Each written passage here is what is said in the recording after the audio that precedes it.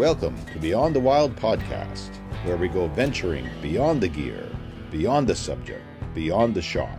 Find the heart of wildlife and adventure creative. Beyond the Wild podcast is brought to you by Pictureline.com, your online source for everything photography, and Canon USA. Listen in, we share tips and tactics learned from years of journeying into the wild. Your hosts are Jason Loftus, Ron Hayes, and myself, Mark Raycroft. Let's begin another episode of Beyond the Wild. Welcome to episode number 5, as Mark reminded me of just a few minutes ago, of the Beyond the Wild podcast. We've got our second guest for you tonight, but first, Mark Raycroft. How is it having the whole family back together? Or not the whole family, but how is it having Pilly back at home and not Really? Oh, great. in Australia? Yeah, we had a fantastic trip to Australia. It's amazing being grandparents. And Kai is doing wonderfully. He's 8 months and learning stuff. Just learned to crawl. He's learning hide and seek. Thankfully, he's not the one hiding. But yeah, she had a great time and is back. And we're catching up, and it's spring is moving quickly here. Yeah, Thanks very for asking. quickly. Yeah. Jason, did you guys get any of this snow? We got none of it. Well, it's not fair. We got spit. It wasn't very much. So nothing stuck in the valley. We got some of it in the mountains, which is always good. Great for the skiers and so on, but not in the valley. It's been pretty minimal. We have some pretty bad winds today. But beyond that, nada. So we were supposed to, we live in the age of exaggeration, right? If you don't have any problems, you have to create them. And you only need to look about 3 posts deep on any social media outlet, and you'll find somebody trying to stir something up. But even the weatherman, we had predicted 3 to 8 inches of snow, and it said it was life-threatening, severe winter conditions. And woke up this morning and there was 0 snow on the ground. So are you okay, Ron? I mean, I think people need to suck it up, Buttercup. Yeah. Even the weatherman, even the AI weatherman. When I was little, 2 feet of snow was just a snow day. You just got out of school and you got to go play all day with your friends, and your parents made you stay outside. And now 3 inches of snow is life-threatening, and I don't get it. We need to toughen up as a society, I think. And we're recording this mid-March. Right. Yeah, true. So when you listen to this a few weeks later, it's we're just ahead of the game. That's when we should dialed in for production. That's when we should get the snow, is in mid-March, but it's not coming this year. So we want to welcome our guest. She was a guest last on our previous lives, and also led the NAMPA podcast as the president of NAMPA. Don Wilson, welcome back. Actually, not welcome back. Welcome to Beyond the Wild. Yes. Yeah, thanks for having me, guys. It's good to see you. It's good to be seen.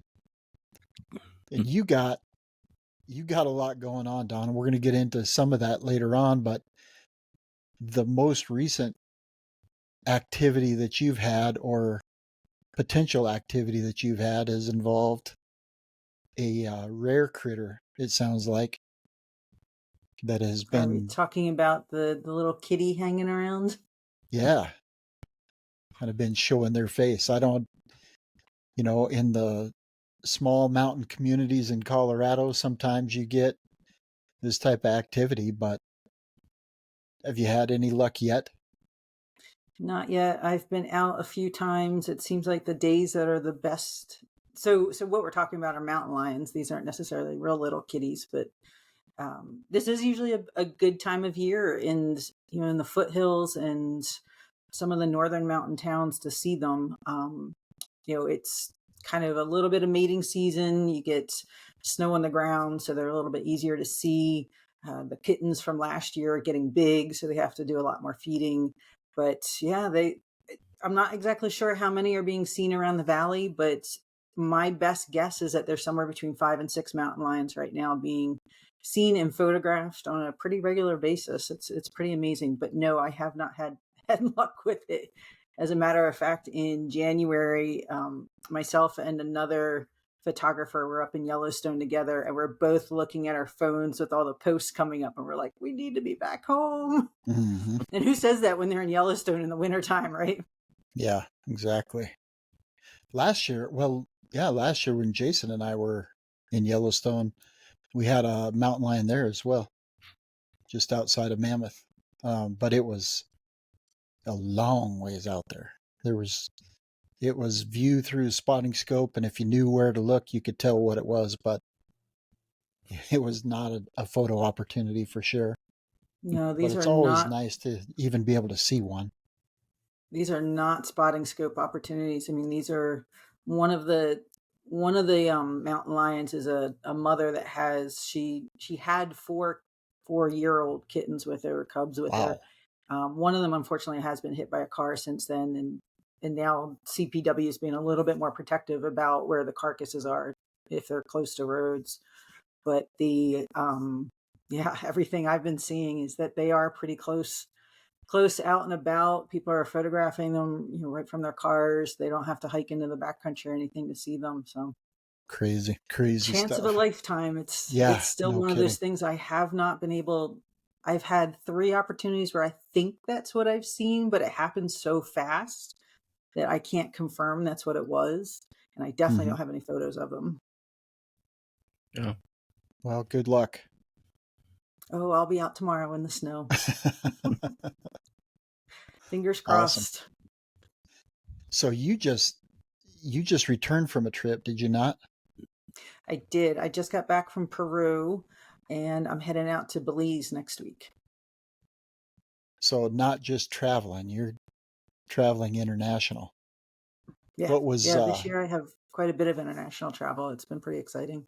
What was the draw in Peru? In Peru, we were on a riverboat tour along the Amazon River. So primarily it's for bird photography, but we also photograph primates. We also photograph obviously anything that kind of crosses our paths. But we saw capuchin monkeys, we saw squirrel monkeys. We found a baby caiman, which was unbelievable. That was really cool. We did a night boat ride out in the river, and there was I don't know how our driver actually spotted it, the boat driver. I don't know how he saw it, but yeah, he actually spotted a baby caiman out in the kind of these little lilies that float on top of the water. And was that on the night ride, Dawn? It was. Yeah. Probably saw the eyes. Was he using a flashlight or anything? A couple of us were. Yeah, we had some headlights out, headlamps out. Very cool. Yeah, we saw a putu that night too. That's another night bird, kind of like a nightjar type bird. We saw 295 species of birds. So in a 10-day window, it's unbelievable how many you see. And the way that I always put it in perspective for people, last year I went on this tour and we saw 320. And when you think about seeing that many in a 10-day window in Rocky Mountain National Park, they've only counted 280 ever in the park. So we're seeing more birds in 1 week than a national park has ever recorded in the history, since records were being kept. So who keeps that list? That's what I want to know. So we actually go out with 2 groups. So we have a group for birders and a group for photographers. Primarily the birding group keeps a pretty close list of what they're seeing and hearing. We review that list every night, and then at the end of the trip, we actually post the whole list out in eBird. That's insane. Yeah, it's amazing. I mean, some of the diversity, I always feel like I'm being so cliche when I talk about the diversity in the jungle, but it really is. I mean, between the insects and the spiders and the primates and the birds and amphibians, all these different frogs, it's just, it's mind-boggling how much you see in 1 week. Put that in perspective. I think my Wyoming list is about 90 species. Right. being on the prairie. We don't have the same biomass here. Right. And There was my one woman said she added 80 birds to her life list in 1 that's week. crazy. If our friends Myrna and Russ are listening, if they already haven't done this Yeah. trip, it sounds like they need to. They probably have. They probably It's a have. pretty sweet trip. We stay in a pretty big boat on the Amazon River, and we move over each day, and then we go out into the tributaries into the Amazon River to look for birds. So we're out in skiffs during the day. We do a couple of hikes as well to look for more terrestrial animals, things like anacondas, that just kind of hang in the trees, those kinds of fun things. But so you get a real different perspective. I mean, we're out in marshes and lakes, out in thick rainforest, and it's just, I don't know how. I mean, the drivers, the guides down there, we have 2 local guides that take us out each day. The stuff that they can see, I mean, that forest is so thick. It's so dense. I mean, you can only see a couple feet in from the boat, but they can spot things. They're like, oh yeah, there's that up at the top of the tree. There's a monkey climbing through the tree. So it's pretty amazing. I've heard the same about the guides in Africa. I imagine seeing things that would be difficult to pick out if they weren't leading the trip. But I haven't been there yet. I'm looking forward to that someday. Yeah, I'm hoping in September I have a potential trip over to Africa. Fingers crossed. Nice. It's been on the fence, off the fence, back on again as of right now. So we'll see. But what was the other trip? Oh, sorry. Go ahead. No, I was going to say that the other thing I'll mention about Peru is the first time I mentioned to people I was heading down to the Amazon, people are like, no, you're going to Brazil. I'm like, no, actually the Amazon River starts in Peru. And that's where we are. We're actually at the headwaters of the Amazon River, where there are 2 rivers that feed into a confluence there that create basically the Amazon River out of Peru and then down into Brazil. Mm-hmm. Is it hard to get to that spot with the jungle around? Is it an effort and take a long time to get in, or do you launch from a place that's fairly accessible? So we launch from one of 2 towns. One is called Iquitos, which is the largest city in the Amazon with about 1 million people. Wow. The other town that we have launched from is a town called Nome, which is right along the Amazon River. Both of those you have to fly. The Nome you can only access by boat. Iquitos you can access. There is an airport there that takes jets. So that's usually what we do. So like I come from Colorado, fly from Denver into Atlanta, fly into Lima, Peru, stay overnight in Lima, and then from Lima the next day we fly into Iquitos, and then we'll either pick up the main boat from Iquitos or we drive down about an hour down to Nome and pick up the boat from there. So it's a pretty, like most of these remote places, it's a pretty lengthy trip to get to your destination. So worth And you're it. staying on the boat. Sorry, Mark. We stay on the boat. Yeah, so worth it. I mean, where do you see that, right? I mean, we all grew up watching probably TV documentaries, and Amazon was a big thing being explored, as it probably still is, and just the diversity of life. And I'm repetitious from podcast to podcast talking about this planet, but that would be something to see. And so, how many times have you been there? Is this your second? This is the second time. I'm going back again next year too. No doubt. And Wow. each time's been completely different. That's the other thing that was interesting, is that like last time we saw 3-toed sloths every day. This time we only saw a couple. This year we saw something called a yellow-crowned rat. We saw 3 of them, and we didn't see any last year. We saw no caimans last year. Last year we saw, I think, 7 different species of primates, and this year we saw 3 or 4. But we also saw a tamandu, which is an arboreal anteater. That was pretty interesting to watch him kind of walking across the branches and the trees. And so it's just, that's what I mean. Like you said, you hate to sound cliche, but it is really as diverse as they describe it. This will be a great show notes for the website, because, as a biologist, some of these names I haven't heard. So it'd be great to see the visuals. See some images. Yeah. Yeah. Mhm. Yeah. educationally to Well, familiarize oneself. it's like I've told people, I'm like, yeah, we saw a rat, and people are like, ew, why do you care about it? But it looks like a woodchuck sitting in a cavity in a tree. I mean, it's this cute little thing that just kind of sits in it's a tree rat, basically. Literally a tree rat. I mean, not like our squirrels here that people label as tree rats, but yeah, it's So like basically a like a little chinchilla? woodchuck that sits in a kind of, yeah. Yeah, that's a good way to describe it, a Right? chinchilla. Yeah. Hmm. Way to cute it up, Mark. I was thinking about all of the bird life and anteater. How many people have seen an anteater in their life? I mean, I can't raise my hand. Right? That's what you said, right? Oh, wow. Oh, and pink dolphins. Oh, you did see pink dolphins? Oh yeah, you see them every day. They follow the boats around a lot. Really? Hmm. A I little thought they harder were to further photograph, down, but but you just see them. yeah. That'd be even difficult with a GoPro because the water is not all that clear, correct? It's not clear at all. They actually call it black water. You got me excited now, Don. I'm getting ready to head to Costa Rica here in about another week and a half, and I know it's not quite the same, but it'll be It's pretty close. South Mhm. American jungle, toads and snakes and sloths and monkeys, all kind of good fun stuff. I'm excited. So Yeah, exactly. It's just so different. I mean, all of us are much more. We do a lot of photography with the megafauna and the mountains, and it's just so different from what we're used to. This guy. No, Never. Only when there's a I've new even book heard you, Mark. project. if it doesn't have antlers, right, Mark?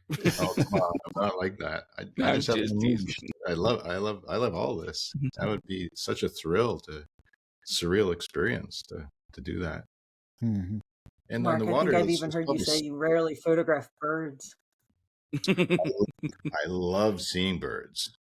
I mean, I watch birds all the time. Every species that arrives back in the spring is a thrill. I even yell out to them sometimes, like "Welcome back," as I see them go over or something. So I I believe that, actually. I love bird life, but I just portfolio wise, again, there's different ways to approach those that strive to make it a profession, and a niche is the way I went versus broad, and so it'd be like starting from scratch with bird life and building a portfolio, and it takes years with species and so much, but I love it, even though I don't photograph it, and it's kind of refreshing that way because I can just enjoy them and not feel like I need to get the shot too. So I love bird life. I don't remember if it was 2017 or 2018, but we got Mark down to go sit on the grouse legs. And we look over one day and Mark is taking a nap in the snow.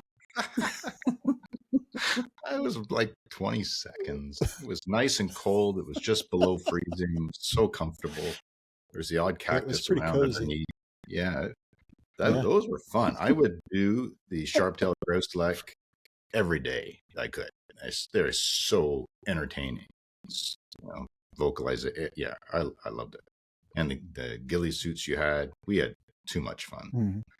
Yeah, we did have fun. Yeah. And the sage grouse, given how rare they are across the landscape. Somebody messaged me actually this evening on Instagram asking if I knew of a place that I could recommend for sage grouse. That was a privilege to see that. Nope. It's that season, I have isn't a it? person I That can was easy. recommend. Yeah, that was easy. So something like a trip like this would be incredible. And I mean, the Amazon's been known Like for you that said, diversity. like you said, Mark, it's all of us have when we structure our business, we have different revenue streams, right? And this just happens to be part of my guiding revenue stream, so it is very much that way. I mean, my job down there is to help others get the photos and see the things that they're looking for. So it is very much that way. I get to go down there and really just enjoy observing and taking photos and not worry about, where can I sell this and who's going to buy it. Whereas when I'm out in the field here in Colorado, that's a different mindset. It's, is this part of my portfolio? Is this something I'm selling? Is there a use for this? Does somebody care about what, if I'm photographing an elk or a mountain goat or something, then I have a different market for it. So that is one of the things that I really like about guiding, that, leading these trips is purely about getting other people excited about being out there. and having them go home with new experiences and new photographs and new species on their list.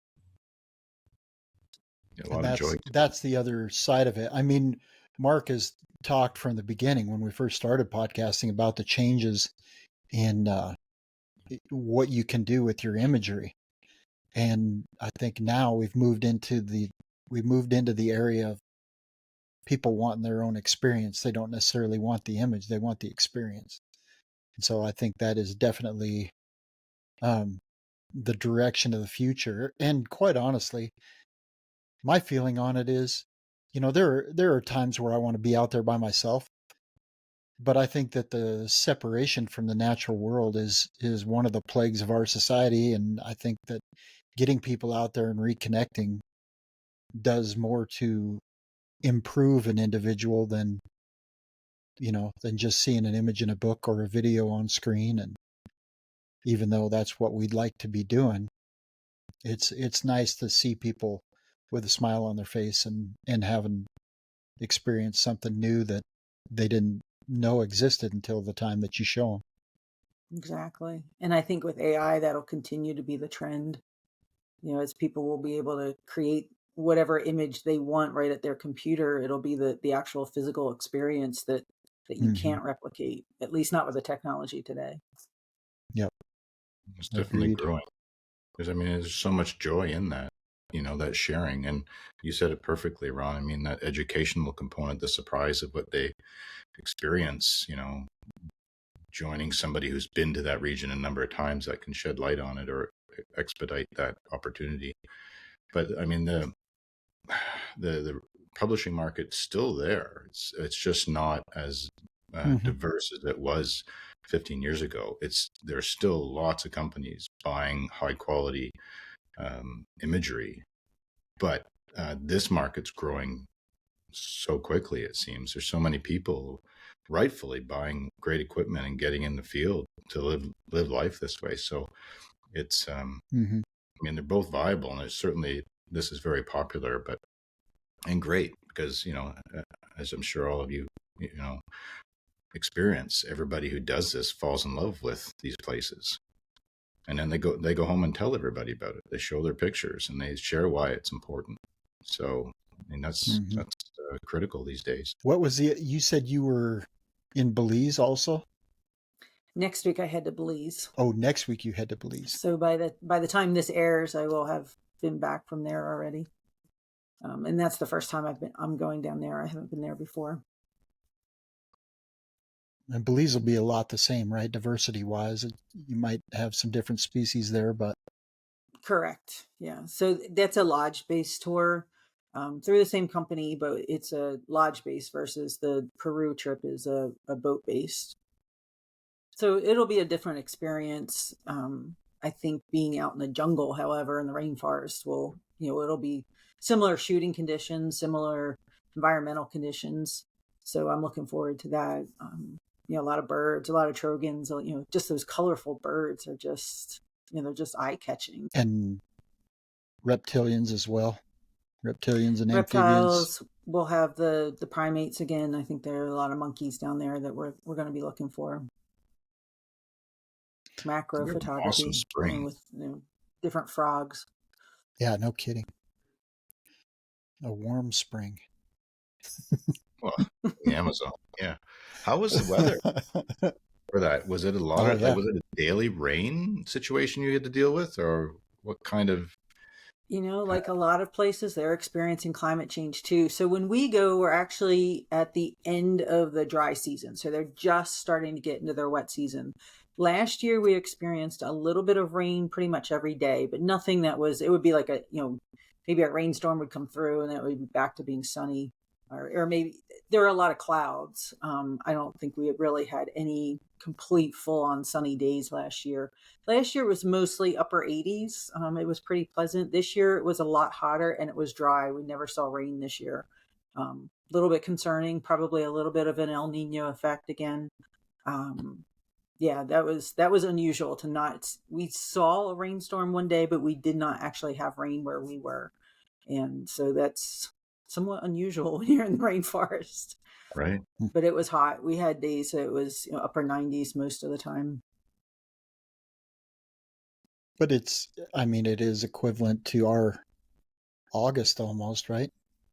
Correct. Yeah. So we're down there in their summertime, Yeah. But more humid. But but wait, more yeah, humid. just a touch. Yeah, Just a a little little. bit of humid. I mean, When you like, I our grew up in Jersey, where 32%.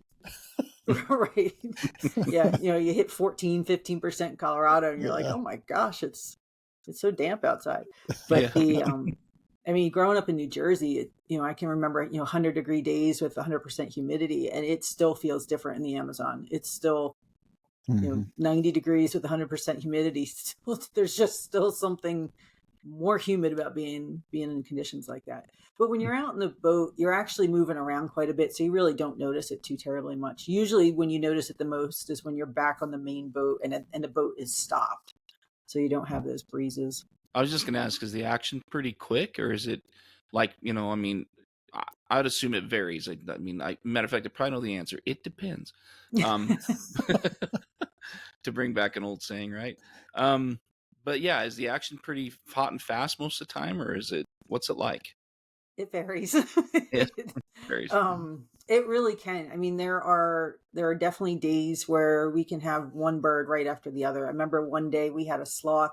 As soon as we left the main boat and went down the tributary, within like 10 minutes, we had a sloth right off the side of the bank of the river or the tributary.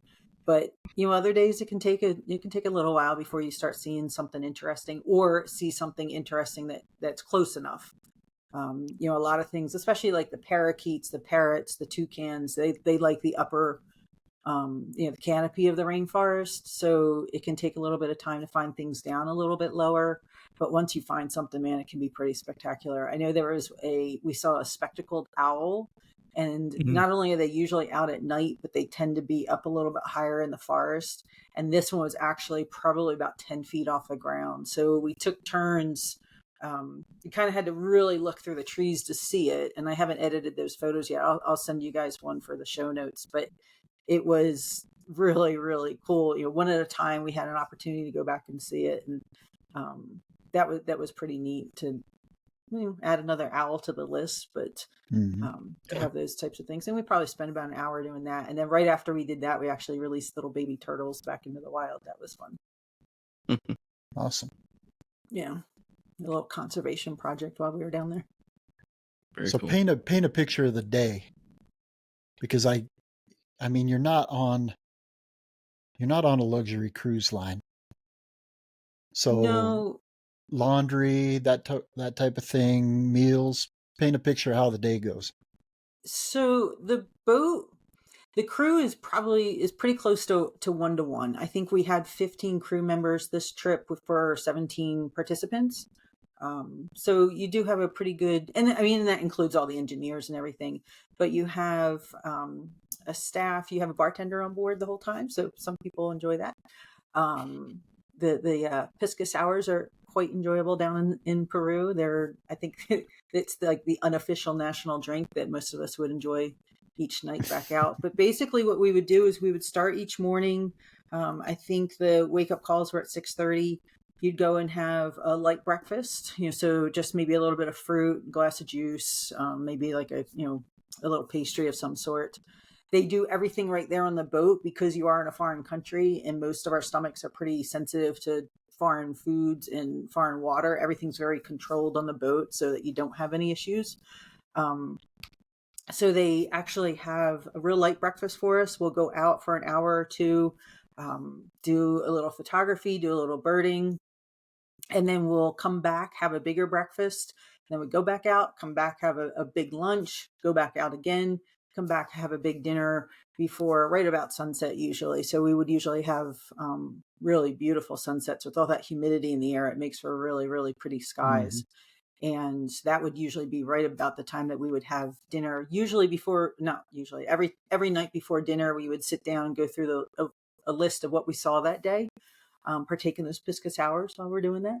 And that was pretty much what we did each day. What varied is where we were going. The locations were very different. We also did have, we did 2 different hikes. They were pretty short hikes, but we did 2 hikes on the ground, so you can actually get a little bit of a different experience. That's usually where we see things like tarantulas and anacondas and the dart frogs. Do a little bit of macro photography. We had lunch one day with a local village, which is, we buy, usually when we first get into Iquitos, we'll go and buy some school supplies, and then we'll donate them to the schools, to the children in the villages, and then we'll have lunch with the village members, and they make us a traditional meal. Another day we actually had a shaman ceremony, and it's definitely different. Not something that I ever anticipated experiencing, but we do those types of things just to kind of mix in some of the history and the culture of the area as well, because it is remote. I mean, these are people that do have cell phones. Cell phones, like many remote places, have really become their link to the outside world, but most of them are pretty much living like they did, hundreds of years ago, where they're doing, small farms and, raise a lot of their own food. They don't have stores to go to. It's expensive for them. They don't make a lot of money. So they have to be pretty resourceful and be self-sufficient when they live out there. Very interesting. Yeah. How long? So daylight to dark hours, is it much like our summer? I would say Longer it's actually a little days? bit shorter. You're a little bit Is it? closer to the equator, a little bit, not too terribly much, but yeah, I would say that sunrise was 6:30, somewhere in that time frame. Sunset was maybe about 7. Oh, so About pretty 12, even. Yeah. 12, 13 hours of sunlight. Awesome. Yeah, I'd love to do cool it. trip. I mean, it's like Mark said earlier, it's kind of one of those Wild Kingdom type trips that you see when you were a kid, and you just to experience all that yourself, I think would be amazing. Whether you came back with any, I've always said my goal every trip is to come back with a portfolio shot, and you likely won't, but even to just come back with documentary type images from a trip like that, I think would be amazing. Well, I know last year, I haven't gone through a ton of my photos from this year yet, but I know last year I had a couple photos that I submitted into photo contests. That's something else that you can use them for. I definitely don't, like Mark said, I don't market myself as that type of photographer. I don't see myself as being that type of resource. So it is fun to kind of, play around with some, different settings and maybe get something a little bit more creative that you might not try if you're trying to sell a photo to an editorial client. It's just, yeah. And it's just fun adding all these birds and different animals and different species to just your portfolio in general. Poison dart frogs, who wouldn't want to see them at a few feet away? Maybe not too close, but a few inches. Yeah. Well, yeah. I mean, I would it would be just incredible. I mean, I just imagine like the boat cutting through the water and the caimans sliding into the river ahead of you, like in the documentaries, or the anacondas hanging in the tree, like in Jungle Book. I mean, to see that environment and get some of those visuals. I mean, that would be. I mean, we've got to come up with I got to work on some new terms, but trip of a lifetime stuff, right? I mean, it's just a different environment than we live in. And I also think seeing those communities would be very interesting. I'm shocked. I mean, I shouldn't be, but the idea that they all are on cell phones and are watching the Oscars along with other people and stuff, whatever's going on there is weird, but considering where they are. Go ahead. It's a different dynamic, right? I mean, they're living in places where they don't have doors. It's hot. They don't have air conditioning. They have generators that run lights for them. So it's difficult for them to get fuel. So a lot of it is, like I said, a lot of it's being self-sufficient, but they have cell towers everywhere. So I shouldn't say everywhere. I mean, it's still the Amazon. There are surprisingly more cell phone towers than you would expect. Yet they are living, just in these communities where they have, maybe it's a little hut with a dirt floor or just plywood floors, no doors on the outside. They're living together with, maybe it's a village of 25 people and that's just 2 or 3 families. So it's pretty interesting to witness that style of living still being out there. I think especially us as Americans, we were talking about that actually quite a bit while we were down there. We complain about how, we didn't get to go out and do what we wanted to do today, or we didn't, we don't have money to buy the latest camera gear or whatever it might be. And these are people that just don't worry about that. And they seem so much happier. Oh, I love that segue. Uh-oh. Jason, you're... Sorry. Sorry. I was just going to transition. I think I shouldn't. Go ahead. No, go ahead. No, go for it, Mark. I just, the more and more people that I encounter in remote villages like that seem genuinely happier without materialistic worries and desires, it's noticeable. I mean, that's honestly one of the things that I enjoy about Newfoundland. It's just simpler, and there isn't that expectation, and so there isn't the disappointment, there isn't the need for the same amount of money. So anyway, this is even more so off of what we think is normal from what you experienced, Dawn. So it's maybe, what a contrast to see people living that way but having modern technology. The Oscar thing was a joke, of course, but that would be surprising but interesting to see, and it gives us perspective again, right? All the different ways people are existing on this planet. We have LED fancy lights and remote laptops and all kind. It's just so that would be enlightening, right? That's cool to hear that part of the story. I have a question, but go. We're going to say something, Ron. In case subject, I don't want. I was just going to. So the Belize trip is probably going to, since you're lodge based, you're probably going to be more vehicle centric and do some hikes and that kind of thing. Sure. I was just going to ask Jason about Costa Rica. Is that kind of the same way you guys are going to be set up? Yeah, from what I understand, we're in lodges, but we're in 3 lodges, different lodges in 3 different distinct ecosystems. So I'm really looking forward to it. I'm going to massacre this, and I'm sorry, but we're in the cloud forest for a portion of it, and then we're into another area with a different amount of birds or different species of birds and different focus. And then we actually spend about 3 days in an area where it's more about the reptiles and the amphibians and the frogs and so on and so forth, and the macro photography. So it's a kind of a cool trip where you get to experience a little bit of all of that. And every time I go on one of these trips, I'm always excited to see the culture. I mean, we talked about it on the Svalbard trip, and we talked about it, any of these trips we do. I love seeing the culture and how people live and how they make their living in that area, and what their lives are like. I mean, it's so exciting to see some of that. And Mark, you hit the nail on the head. I mean, it's incredible to me to see how many people, when they simplify their lives, and how much happier they seem to be instead of just chasing that, whatever you want to call it, money or things or stuff, or he who dies with the most toys wins, mindset, So there's something to be said for that, for sure. Yeah, Dawn's trip puts it in perspective. Yeah, for sure. Yeah, to another level. I mean, Svalbard is one thing. We did get to experience a different culture, but then you go to that level, and that even, go into some of our poorer areas in the U.S. Right close to me here is one of the poorest areas in the U.S. on the reservation in South Dakota, Nebraska border. And then to go down to Peru and to visit some villages on the Amazon, it's another level completely, and yet still smiling. Right.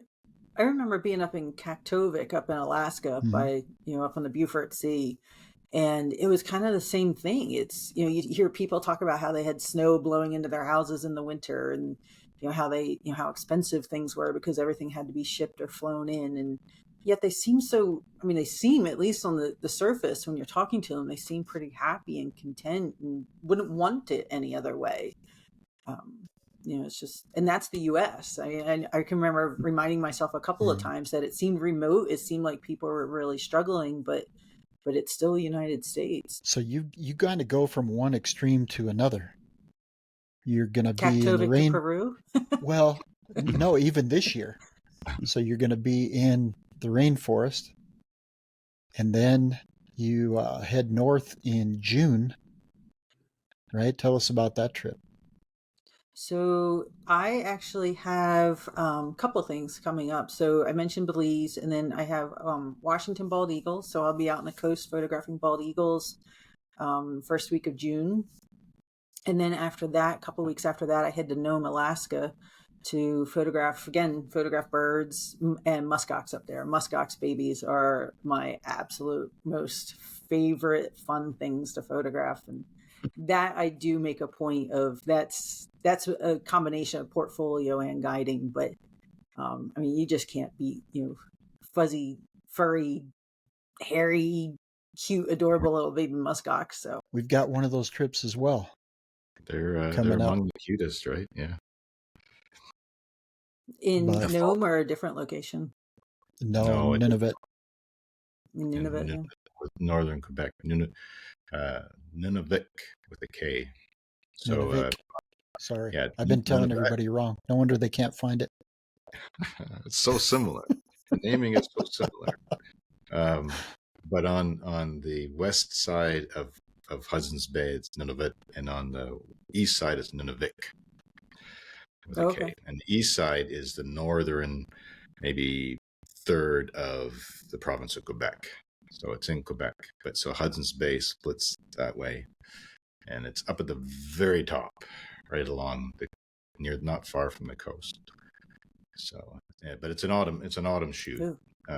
So there will be babies, but not newborn, but still looking at still cute. Not as fluffy.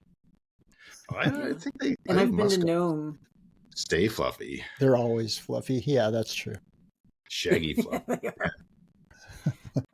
It's amazing how much fur they shed off. And when we're there in June, they actually, when they walk through the willows, they are shedding. So it's just, that hair is just sticking to everything out in the tundra, out in the willows. And yeah, it's so soft. It's so soft. And even when you hold it, you can feel how it holds the warmth. You should bag it. It was one of my most ridiculous purchases in my life. Price point, purpose wise, it was very good and a very important purpose. And it was a muskox winter hat or toque made of muskox wool, all traditional made. And I bought it in.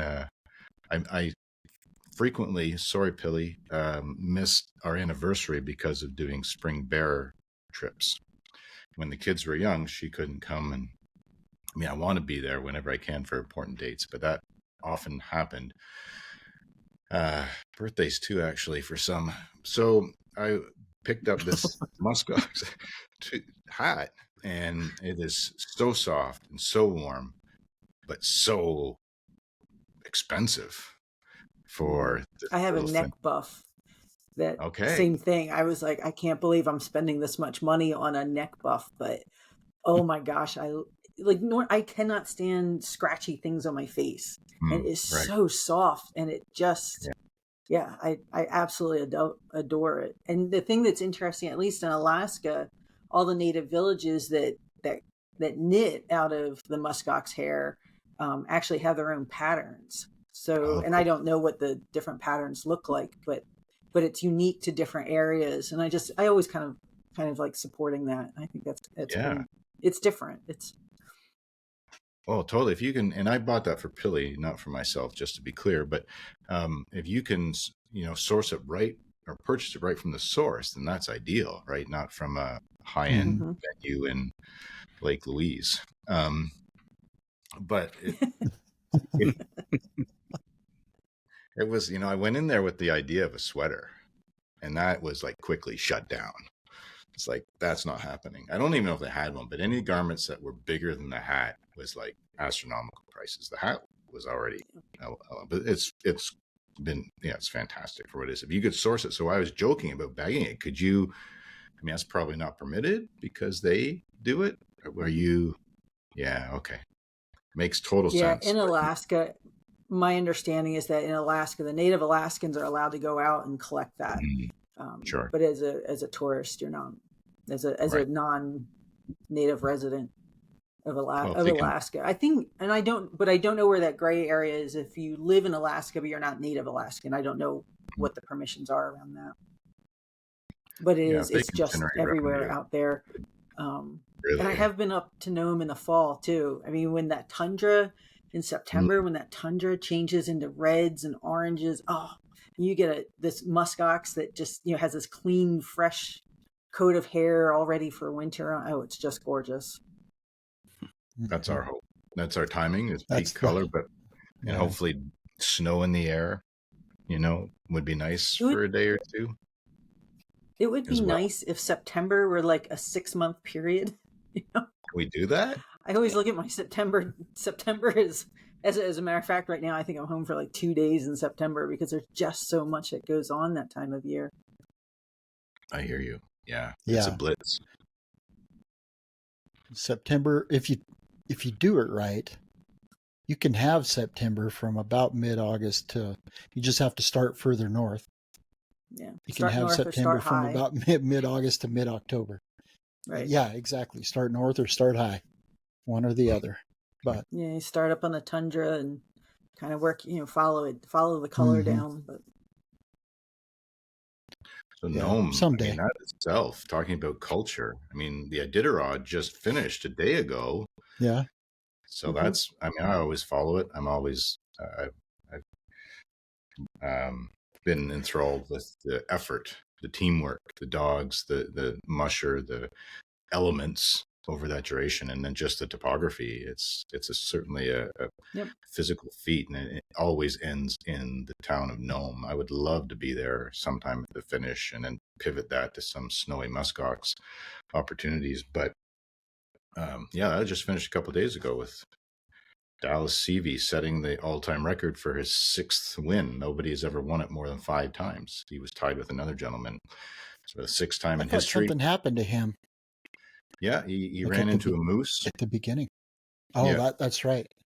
his team ran into a moose, had a conflict on the trail, and unfortunately got entangled in his team and had to dispatch the animal for the safety of the team, which is permitted as part of the policy, and then just has to dress the animal so that it's usable, the meat. That's part of the rules.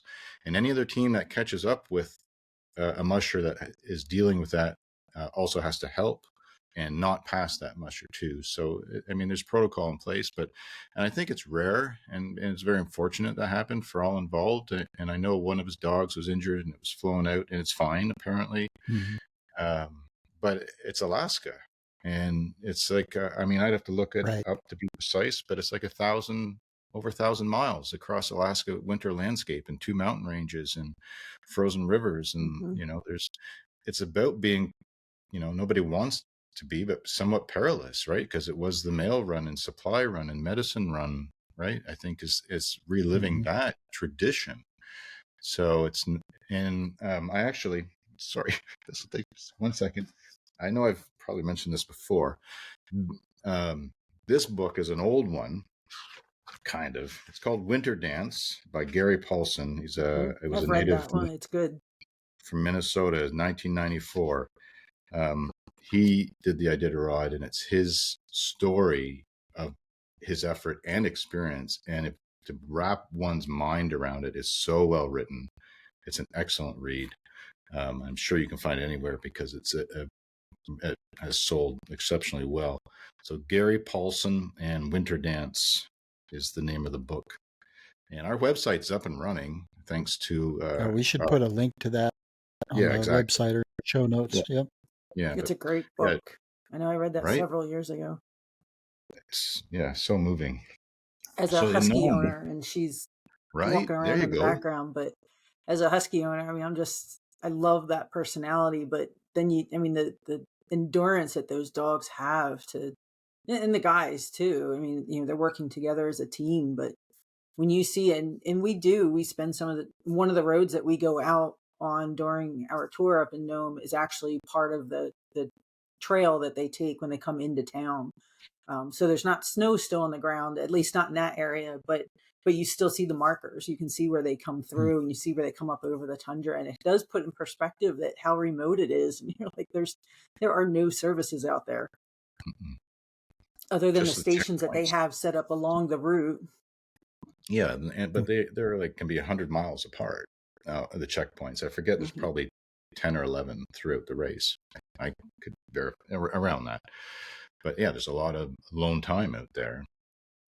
And yeah, there are a bunch of women running on it this year. I think there were 38 mushers that started, and probably again 10 or 11 were rookies. So people are still getting into it, but it's interesting. But the reason it triggered is, I mean, I obviously had the book out because of the timing and thinking if there was a chance to talk about it today, the Iditarod.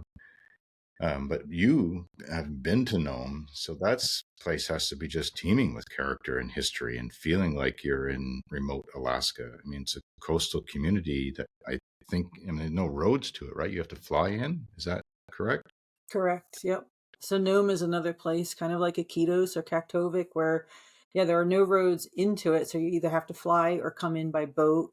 The ferry system, the Alaska ferry system, does not stop there, although they are talking about potentially changing that, which I almost somewhat hate hearing that type of thing, because then it just brings more people and more of the outside world there, right?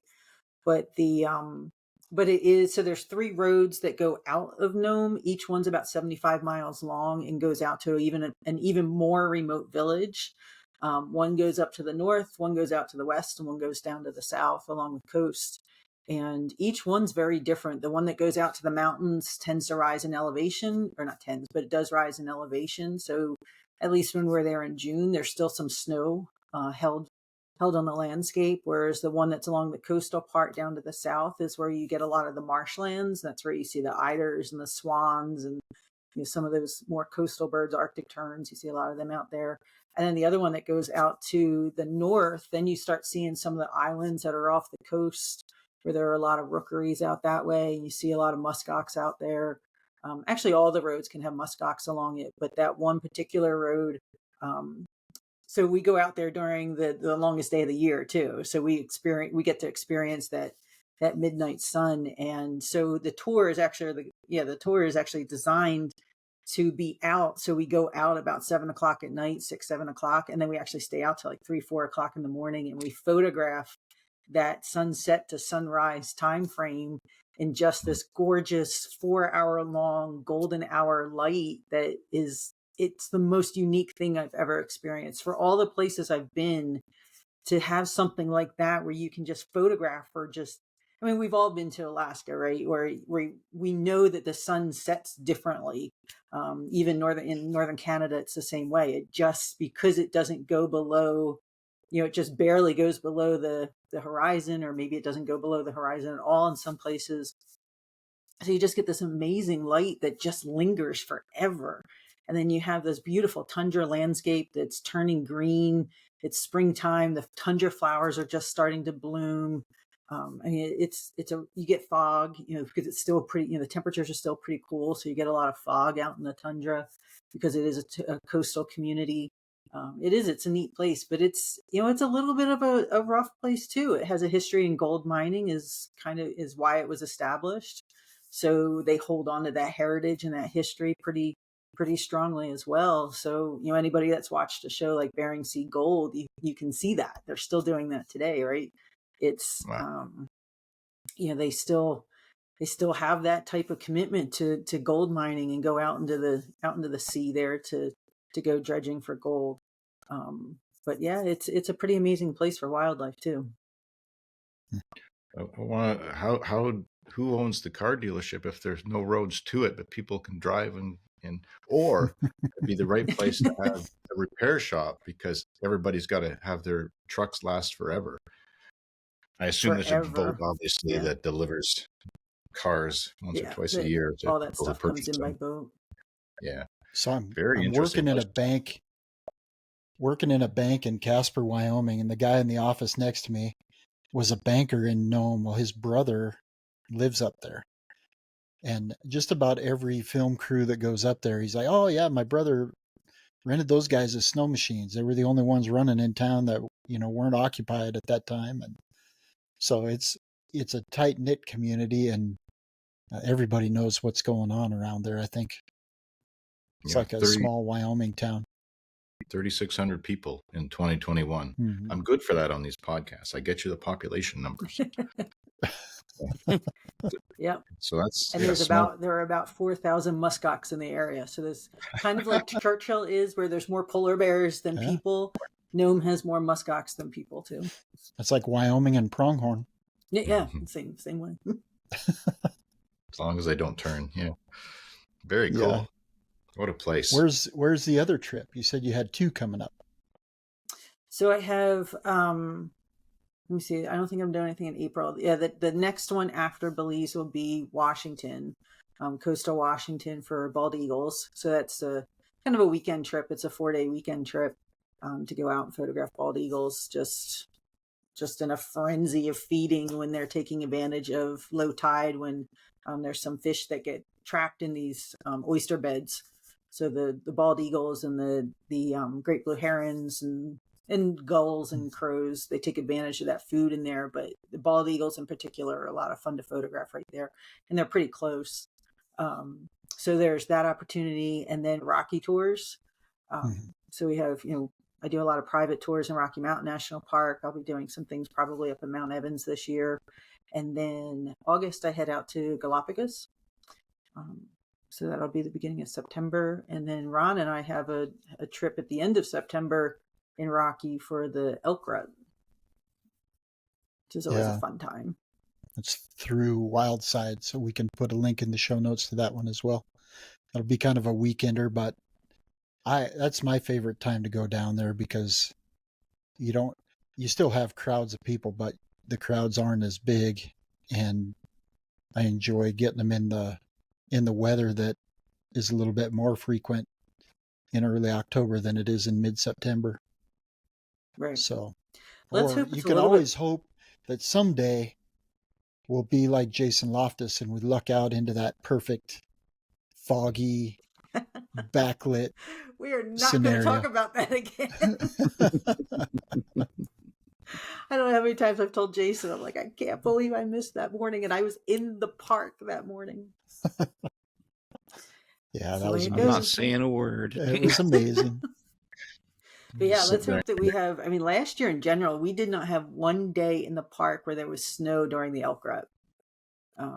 We had a couple days where there was fog. We had a little bit of some frost. We had a couple days where it was cold enough to get frost, but we did not have a single day of snow during the rut. So I'm hoping that'll be different this season. Crazy. You got a crazy year going on. Yeah, how exciting. It's a busy year. Doing a lot more night photography too this year.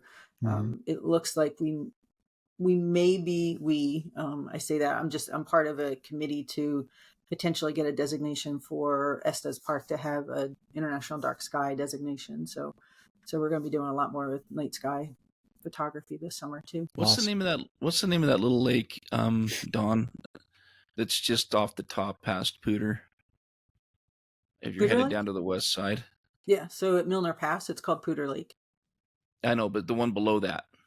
The one below that. Oh, Lake Irene. Irene, that's right, yeah. I just happened to be there one time in that early September, I think, late August, where the timing of it, the Milky Way lines up perfectly with the lake at the end of the lake. So anyways, I just happened to be there right time, went up and took a couple of shots. That was pretty cool with the reflection of the Milky Way and stuff. But yeah, anyways, it just reminded me that when you said that. But you can get the Milky Way dropping into that lake and Pooter Lake any time of the summer. It just, the time shifts. So as the core of the Milky Way moves from left to right, sometimes it's a little bit earlier, sometimes it's a little bit later. But yeah, makes sense. There is just a real small window, and you obviously have to be out in a new moon when there's some clear skies. But so there's, I don't know, maybe 8 to 10 nights during the summer, but not all of them. Not all elements. That's one of the things about night photography, is that the elements really have to come together, right? Right. You have to have a dark night. You can't have clouds. You can't really shouldn't have wind. There's certain times of the year, like right now, you can see the center of the Milky Way, but it's very low in the sky and it's in the southeastern sky. So the the foreground subjects are very different. And the moon phase, as you point out, for somebody thinking about it, I mean, how important would that be, right? Just obviously for the darkness. Yeah, that was the big. Yeah, to your point, Mark, that was the big deal about the timing, was that it was a no moon, and lined up with the lake properly, and have all those elements come together. It was like at 11 o'clock at night or something, so it wasn't crazy late, and so and no wind, so you actually no get wind. a good reflection. It was a good situation, but yeah. I took somebody out there one night. So that's one of the, those areas are when I do my night tours in the park, those are some of the areas that I take people to. And I had one guy who was from Boston. He was not used to being around big animals. And here we are out in the dark, the pitch dark. And we were out there photographing the sky, and I keep a headlamp. So usually what I'll do is the people that do night photography usually have a pretty good idea of what they're doing with their cameras and stuff. What I usually will do is kind of keep an eye on the surroundings, and I keep with my headlamp, and I'll kind of just glance the area to see if I'm seeing any eyeballs watching us. And sure enough, there was a group of 3 or 4 bull elk, and he was freaking out, and we could hear a moose on the other side of the lake. And yeah, it was he was a little bit nervous. I'm like, no, we're fine. They're just going to do their thing while we're out here, and I'll just keep an eye on them. But it is a different experience when you're out there at night to hear things that you don't necessarily see. They're Right. there. They're watching you. You can almost feel them watching you. So it's a little bit puts things in a different perspective about being outdoors. When we were in Churchill last September, Jason and I, we were all out. We were along this riverbank and photographing, trying to find some foreground elements to photograph the aurora. And all of a sudden, we had seen this fox. And all of a sudden, this fox just, walked right through the middle of us. Didn't have a care in the world. Walked right through the middle of everybody and just kind of made his rounds. It was pretty obvious that animal had probably been fed at some point, because he was literally coming right up to people. But it was in the dark, so it always gets your attention when you see something you don't expect too. But out of the corner of your eye, there's this fuzzy thing walking around. Whoa. Right. Yeah. There was you're setting stuff on the ground, hoping it doesn't get packed away. Yeah. There was another spot I was photographing. I was right at tree line. It was this lake at tree line down in Gunnison National Forest. And I was so enamored with what I was photographing. I guess I really wasn't paying attention to what was going on behind me. And all of a sudden, how when deer will scratch the ground and hear the hoof hitting the gravel under his foot. And I turn around and my headlamp, he was probably 10 feet behind me. I never even heard him coming up behind me. I'm like, wow, I was really, really kind of engrossed in what I was doing. And I guess he was just kind of curious. He kind of looked at me and then scurried off. But yeah, it is a different perspective when you're out there. Yeah. That's probably awesome. is for them too when you think about it, right? They're just like, what the heck is that? Up? Yeah, what? They're just I'm normally making out all here, the noise. Yeah. Yeah, that's awesome. Don, before we forget, go ahead, Mark. All right, quickly, I'll throw one in just because it's fun. It's like this is like a scary story component podcast. Campfire time. Yeah, exactly. Well, yes, perfect. So this is back when I was in university. I was just finishing my degree, and I had a friend working as a park naturalist in Algonquin Provincial Park, and I had a camera then. I was photographing moose and trying to find what I could. And I went to pay him a visit, but I wasn't staying over. I was camping in my truck about half hour away. So I left the staff house, but it was one of those moonless nights, and you couldn't see your hand in front of your face, which is, I love that at times. Just that utter darkness is such a different sensory experience, and an overload for senses that we don't usually focus on, right? Our vision's so powerful to us. So it's just dial in your hearing and just almost want to feel sound around. So I remembered where I parked my truck, and this is before, relatively cheap LED headlamps or cell phones that had a flashlight built into them. So I just had my keys and I walked toward the truck, and I had my arms out, and it was probably only 30 yards. And when I got about halfway, I heard something walking beside me. like close, and I could hear it breathing. And I'm like, okay, well, I'm halfway there. So I got to the truck and nothing connected with me. And obviously these animals can see at night, right? Their eyes are different than ours biologically. They have another layer in their eye. That light passes through a second time called a tapetum lucidum. So that gives them so much more reception of low light situations. And at night, that's why moose are active at night, deer are active at night, raccoons, bears. And that's why their eyes also reflect in a headlight of your car, is that tapetum lucidum flashing back, and ours doesn't. So this animal was out and about doing its thing, and obviously could see, and probably was wondering why this stupid human was walking past a couple feet away with exactly hands out. And so I get in the truck and I turn on the headlights, and like 6 feet in front of the truck is a bull moose. It's like almost became friends, you know. Wow. It just walked on, and I went to the campground, but everything was fine. But it's a great memory, right? As part of our experiences, we go out and do these things. It's stuck in my head, and I just love. I love darkness and night, and camping interior places where you have the stars, and it is. Even my son coming from Toronto to our place in the country, and when he looks up at the sky, it's just like, oh, he'd forgotten. And we're not a dark sky place, just out in the country, but it's so vibrant. You know, people make a point of it on their trips, and to if you're in a place like that, to go out at night and to photograph it. How much more fun would that be? Even so, that's cool, Don. Yeah, I think almost every time I've been out at night photographing, something has happened, whether it's, hearing a ptarmigan, or, like you said, hearing the moose splash around in a lake, or the buck coming up behind me, or coyotes howling at night. I know another time I heard, I don't know what it was that caught it, but that scream that a rabbit makes when it's kind of meeting its Distressed. final Yeah. moments.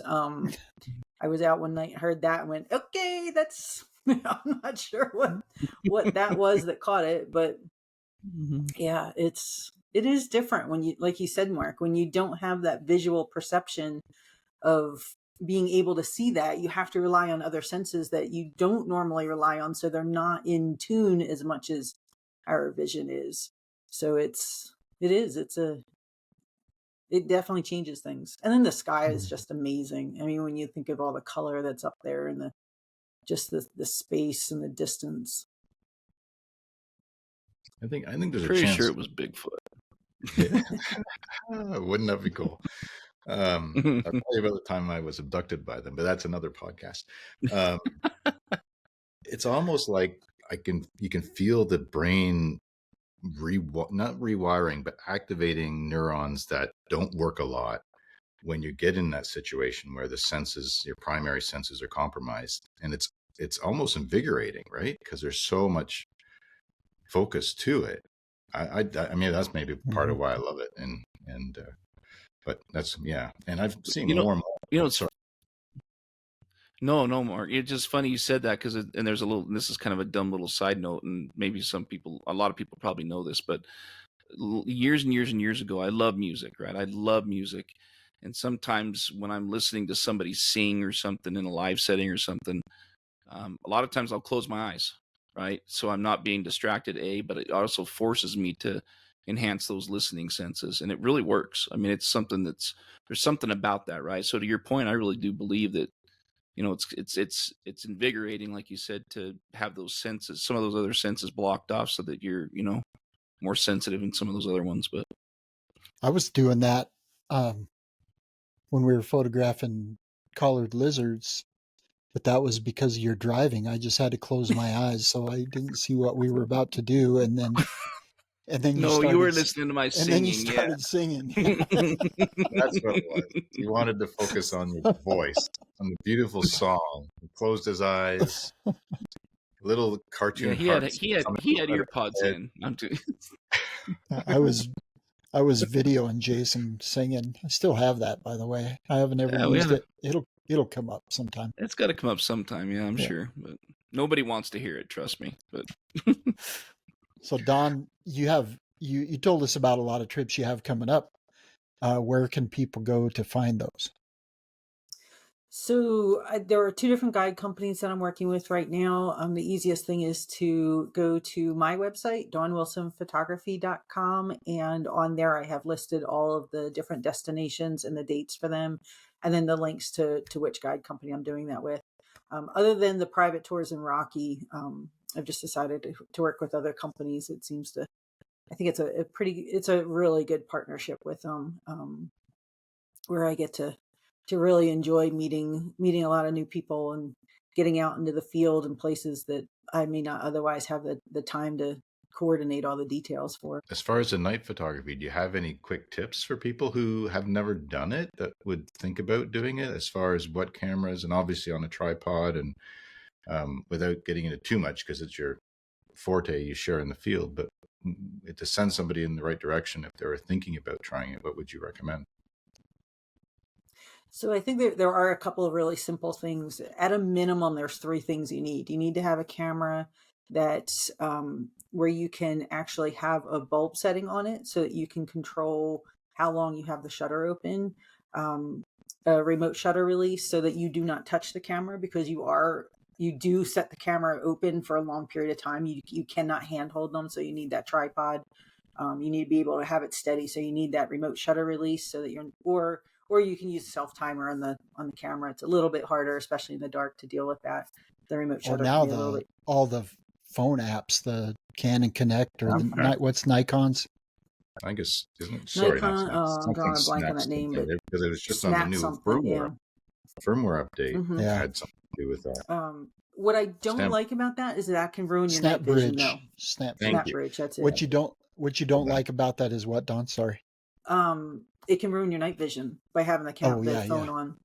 So really, it's still better. I tend to be very much I like to keep things simple. When you're out in the dark, it can be it's just harder. Like we were talking before, you don't want to turn lights on. You don't want to ruin your night vision. You don't want to ruin anybody else's photograph by throwing a headlamp on or a flashlight on. So you really have to be able to know your equipment, know how to get things quickly, and understand how to change things in the dark. Ideally, you want to get to that point. So I really recommend that.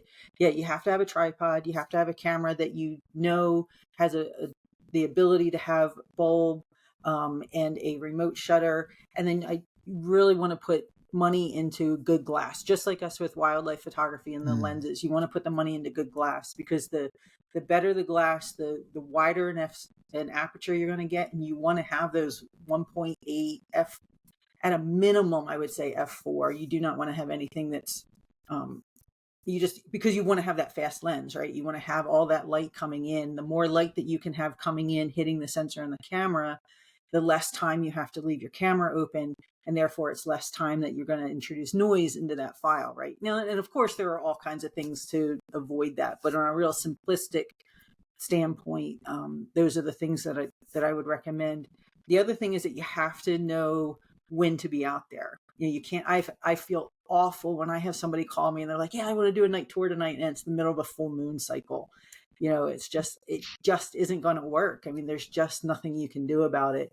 I can remember another night where I took somebody out to, we were going to go to 4 different locations again in the park. And the first location, there was some clouds up in the sky, and he's just, I'm not seeing it. Where's the Milky Way? I thought I was going to see the Milky Way. And I'm like, well, there's clouds up there. It is there. The clouds are moving. I can see they're moving to the east. It's clear to the west. We just have to give it a little bit of time. So there are some things out of your control, but what you can control is that you have to be out there. Typically, the best times are the week before and the week after the new moon. That's when you'll have the most time out in the dark in a really dark evening. And there are some apps that I use. The one that I really like is called Sun Surveyor, where you can actually look at the schedule and see when that biggest window of time is available out there, so that you can is it going to be from 10 to 2 in the morning? Is it going to be from 11 to 4? So that you're out there during that window when the center of the Milky Way is visible and in a really good position with as little light from the moon as possible. The other thing that you want to think about is what time of year Right now, we're right at the beginning of what they call Milky Way season. So you can see the Milky Way any time of the year, but most people want to photograph that galactic center, which actually falls below the horizon during our winter. Right now, it's just starting to rise above the horizon. So it'll get higher and higher as we get through the summer, and then it starts to drop back down again into October. So depending upon where you want to go, so like there's a place up in Wyoming that I like to photograph with the core of the Milky Way dropping into this land formation. It really, the best time of year is you have to do it in June. And to get it in June, then you have to have the new moon in the right time. And you have to have the weather the right way. I know there was one year where I actually, on the way back from up there, I stopped and had lunch with Ron, and I was like, dang it, sunrise didn't work out and sunset didn't work out and the clouds came, it sometimes it happens. It's just the way it goes. But you can do night photography any time of year. Obviously, in the wintertime, it gets really, really cold at night. But you could do star trails in the middle of winter where you set up, either a longer exposure or a lot of, where you stack images. So you do a lot of images at like 15 seconds or 20 seconds and then stack them in Photoshop later. And so there's different things you can do, but most of the people want that center of the Milky Way, and that's that March to October timeframe. Use Sun Surveyor. Take a look at when you're going to have that new moon phase, week before, week after, and then have the right equipment out there so that you can do those longer shutter speeds. And That's awesome. the full arch of the Milky Way is viewable, like coming up here in the next couple months, right?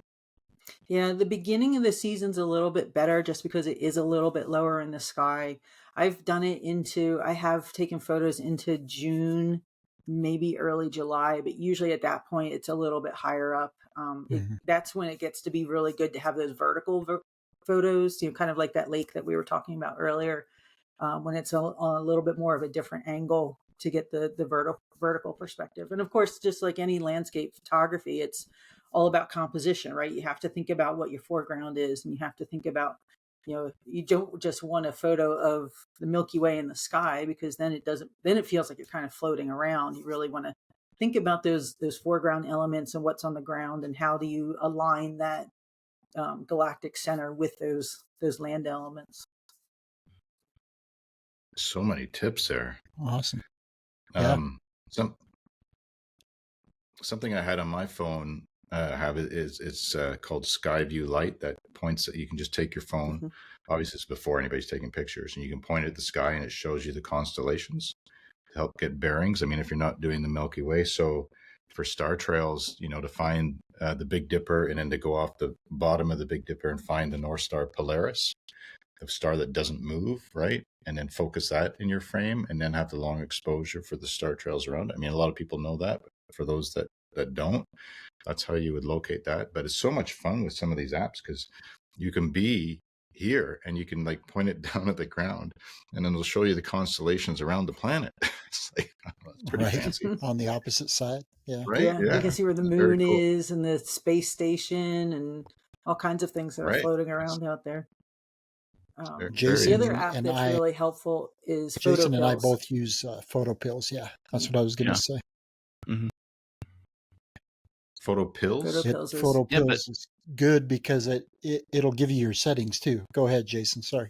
No, you're fine. It's an ordeal, right? Like I did a little bit down in Joshua Tree National Park last year about this time, just a little later than this, and I was trying to get a night shot, and I'd never been there before, so I did a lot of scouting during the day, and then looking at the where the Milky Way was going to come up and where the center was going to be, and the nice thing is you could put the time ahead on PhotoPills, so you could see if I'm standing in this location at 2 a.m., where's the Milky Way going to be? So you can kind of like pick your spot in the daytime, right, to kind of scout it out and fill it out or whatever. So that's another little tip. But just to, a lot of these places, you don't just show up at night and there it is and take the photo, right? You got to really put some time and energy into planning it.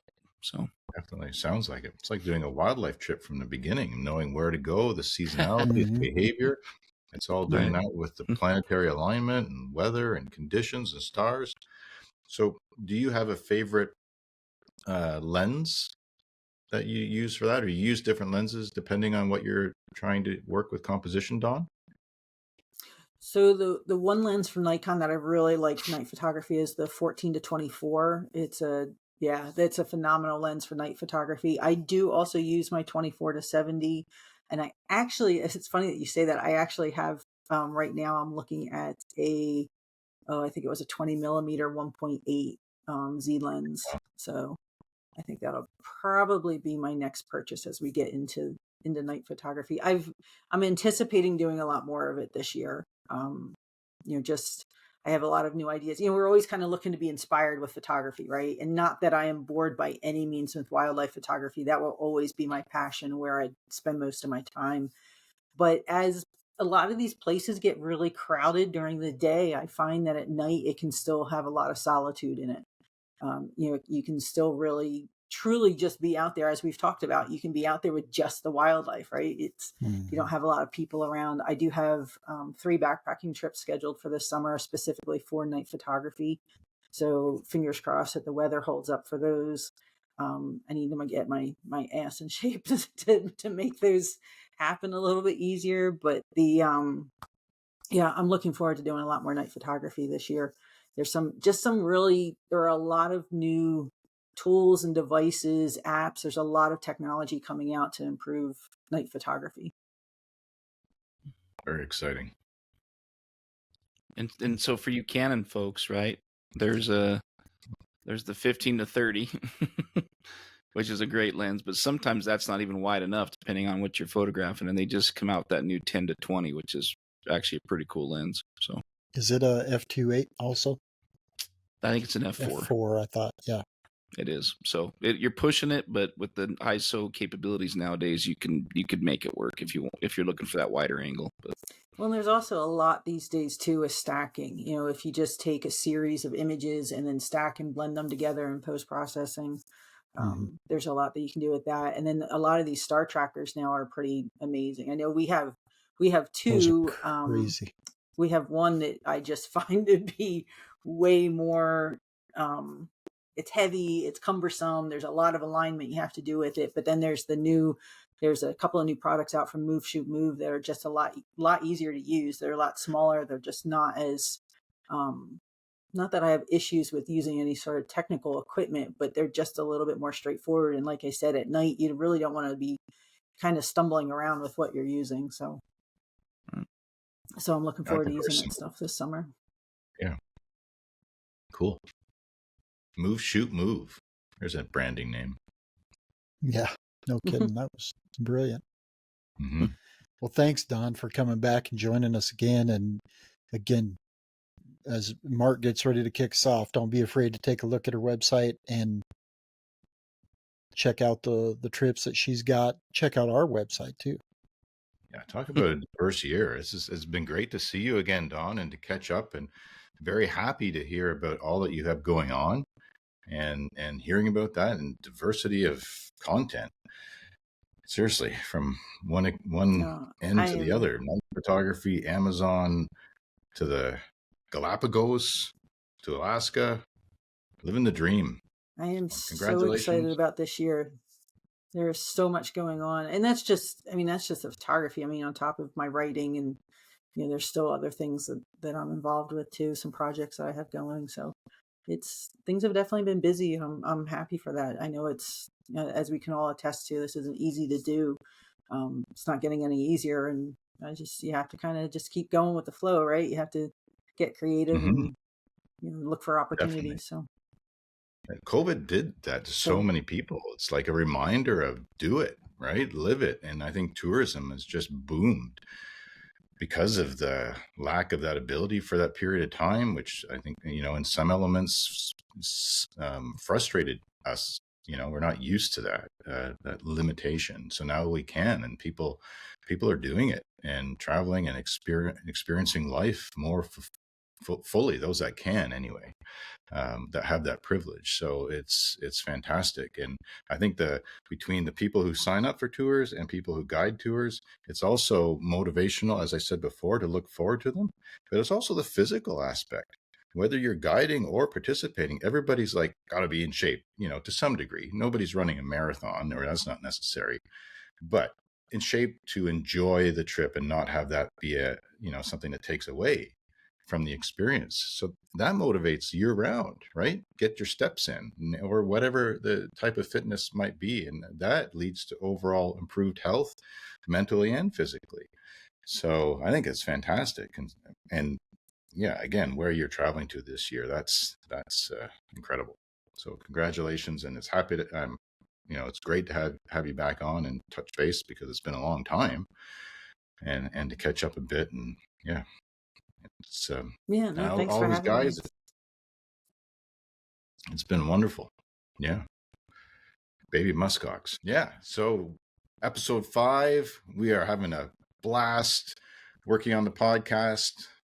Keep in touch. We love the comments and the questions, and making this a community. And that's a wrap for another episode of Beyond the Wild podcast.